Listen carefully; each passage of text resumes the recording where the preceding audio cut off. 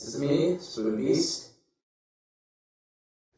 Okay, so this is my extremely late review of WWE SummerSlam 2010. Now, I've had internet issues the past couple days, so I usually make my videos on Mac. I have to make my videos on Mac using iMovie, but my internet software is glitched, and anything that has Flash player use always freezes my internet software on the Macintosh side of my computer. So for the last couple of days, I've been using Windows for internet to use because my Flash player isn't screwed up there and, it doesn't freeze. Whereas with this internet, everything that involves using Flash player ends up freezing my internet software for whatever reason. But I'm going to try and make this work. If not, I'll send this video over to the Windows side and upload it. But that's why I haven't made this review yet, and it's almost like a week late, so I decided to go in and do this right now. Now, back into the review. This was not one of the best SummerSlams of all time, but I didn't think it was that bad either. I thought it barely passed as a good show. If it was not for the main event, this would have been looked upon as a very mediocre show. A fantastic main event saved this show into what I will get into in a little bit later in this video. Anyway, we started off the night with the Intercontinental title match. Kofi Kingston challenged Dolph Ziggler for the belt. This was one of the matches I was looking forward to on the card, but for some reason they just kind of threw it away. Like, the match was going along fine and I was into it, and then the Nexus interfered and beat down both men and cut a promo, but they just threw out a SmackDown match. This is one of the matches on the card that could have delivered to a very good quality and help the show, but they decided to just make it a throwaway match and have the Nexus interfere. Like, I was getting into it, but for that reason of just cutting it off and having the Nexus interference, I just have to give it 2 stars. Could have been good and better, and definitely could have helped the quantity of the show if they let it go, but bad booking decision right there, in my opinion. Then after that, we got the Divas title match. Alicia Fox defended against Melina. This was a decent little women's match. I enjoyed it. It went a little long for my tastes, but at least the work they did was at least decent. So I actually enjoyed this match. Thought it was a solid 2-star match, but the Divas these days, they don't really put on anything spectacular. So what would you expect there, right? After that, we got the 3-on-1 handicap match with the Straight Edge Society, CM Punk, Luke Gallows, and Joey Mercury, taking on the Big Show, and this was a lot of fun. Now, was this a very good match, a great match? Absolutely not, but it was a lot of fun to watch, and I enjoyed it for the time there was. There was some really fun stuff with the Straight Edge Society's interactions with the Big Show in the ring. I was thoroughly entertained by it. Doesn't mean it was the best match on the card, absolutely not, but it was a lot of fun for me to watch.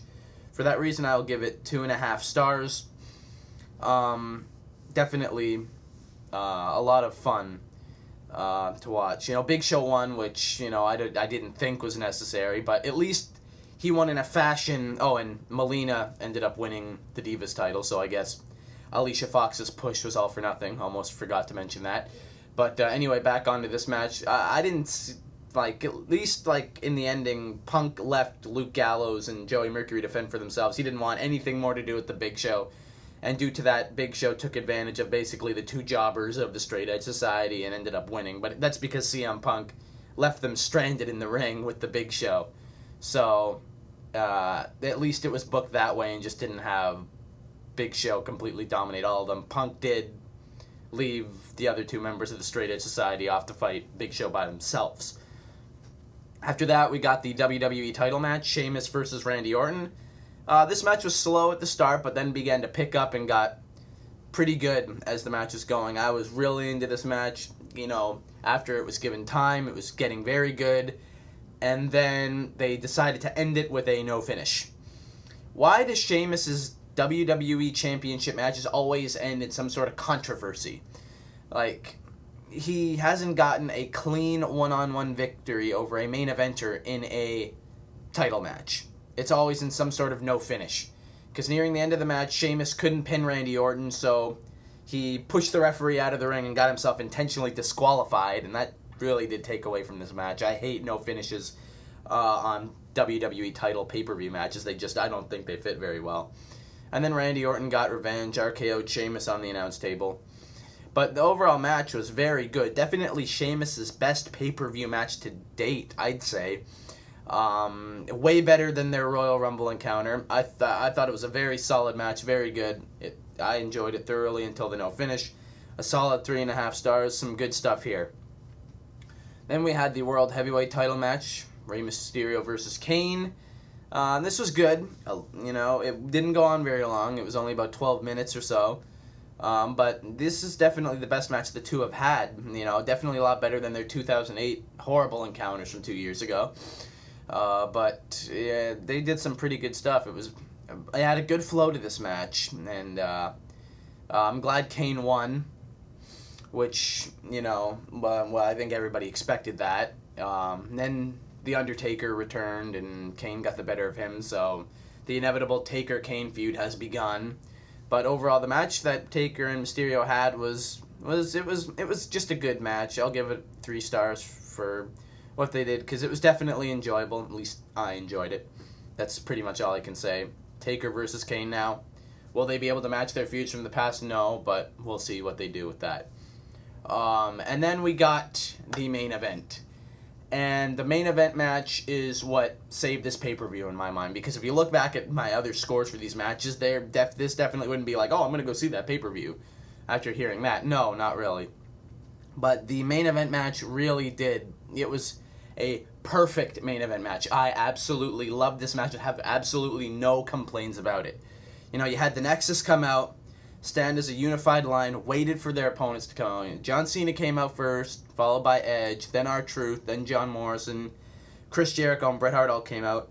The Miz, who cut a promo earlier in the night, came out thinking that he was the 7th member of Team WWE to replace the Great Khali. John Cena said, no, you're not the 7th member of Team WWE. Pretty much told him to take a hike. And he said that they found the 7th member, and the 7th member of Team WWE was the returning Daniel Bryan. And what a pop for this guy. The crowd was completely behind Bryan ever since he got out there, and everybody marked out in the arena. I marked out so much. It was awesome. And then Bryan came down to the ring. They start beating down. The match officially starts. Nexus has Darren Young start off the match with Bryan. Bryan quickly makes Darren Young tap out, giving Team WWE the early numbers advantage.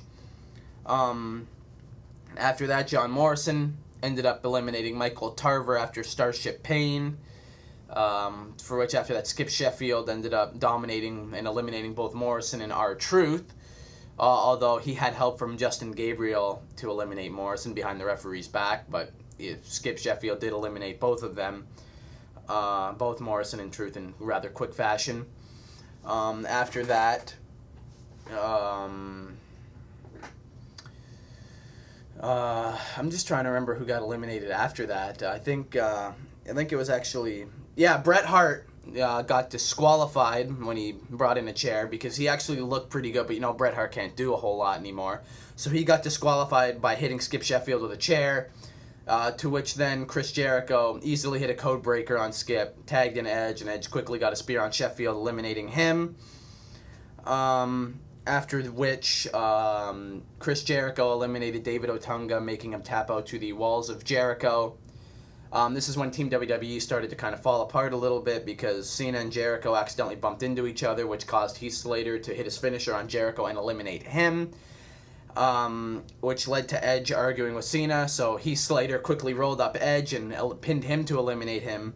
Edge and Jericho attacked Cena for this. Nexus dominated Cena for a little bit until Cena got the tag into Daniel Bryan, who, he was on fire after this, just dominated Slater, made him tap out. And then after this, The Miz ran in and hit Daniel Bryan in the back of the head with the Money in the Bank briefcase, causing him to get eliminated, which is the beginning of a feud between the two, hopefully for the U.S. title. I hope Bryan takes the title off of The Miz, seriously. Justin Gabriel and Wade Barrett then took turns dominating John Cena. Justin Gabriel went for the 450 splash. Cena missed and rolled up Gabriel due to the mistake Gabriel made. Wade Barrett tried to attack Cena. Cena played possum, ended up reversing Barrett into the STF, and made Wade Barrett tap out to win the match for his team. As I said, absolutely no complaints with the match. The only reason the Nexus won is because they made a few mistakes. That's the way I looked at it. Cena was barely able to squeeze out a victory over the Nexus. There was no reason why this should be looked down upon. It was an absolutely fantastic match. Plenty of mark-out moments during it. I had a lot of fun watching it. I don't care if you think I'm overrating it. I'm giving it a solid 5 stars. I had no problem with it whatsoever. Definitely another match of the year from SummerSlam, probably, because I don't think anything's going to top that for my personal preference. I absolutely loved the main event match, and it saved this pay-per-view for me. Due to the very high score of the main event match, it did bring up my mark for the pay-per-view, as I said. So I'm giving the pay-per-view a 7 out of 10 as an overall score.